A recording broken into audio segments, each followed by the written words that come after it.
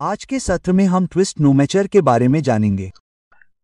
यहाँ twist rotary cutting tool है जिसमें सामान्यतः दो कटिंग एज और दो फ्लूइड होते हैं जो बॉडी में खांचे होते हैं जिससे चिप्स को हटाने और कूलेट को कटिंग एक्शन तक पहुंचने में मदद मिलती है।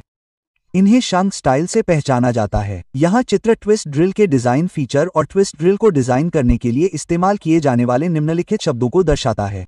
तो यहाँ सबसे पहले ड्रिल एक्सिस है जो एक काल्पनिक सीधी रेखा है जो ड्रिल की अनुदैर्ध्य केंद्र रेखा बनाती है। यहाँ ड्रिल व्यास ड्रिल के किनारों पर मापा गया व्यास है।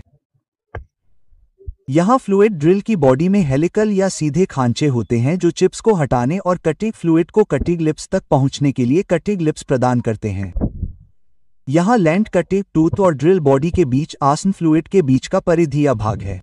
हेलिक्स एंगल वह कोण है जो लैंड के अग्रणी किनारे और ड्रिल की धुरी वाले प्लेन के बीच बनता है। यहाँ बॉडी ड्रिल का एक हिस्सा है जो उसके चरम बिंदु से नेक की शुरुआत तक होता है। यहाँ शैंक ड्रिल का एक हिस्सा है जिसके द्वारा उसे पकड़कर चलाया जाता है। शैंक सीधा या पतला हो सकता है। यहाँ फ्लैंक ड्रिल की सतह है जो लिप के पीछे फ्लूइड तक फैली हुई है। यहाँ मार्जिन भूमि का बेलनाकार भाग है जिसे क्लियरेंस प्रदान करने के लिए नहीं काटा गया है।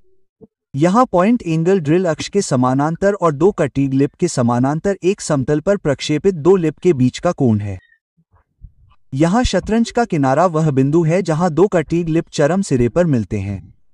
शतरंज का किनारा कोण ड्रिल के अंत से देखने पर शतरंज के किनारे और कटिंग लिप के बीच का कोण है। यहाँ लिप फ्लैंक और फ्लूइड के चौराहे पर कटिंग एज का रूप है। यहाँ फेस लिप के बगल में स्थित फ्लूइड सतह का हिस्सा है।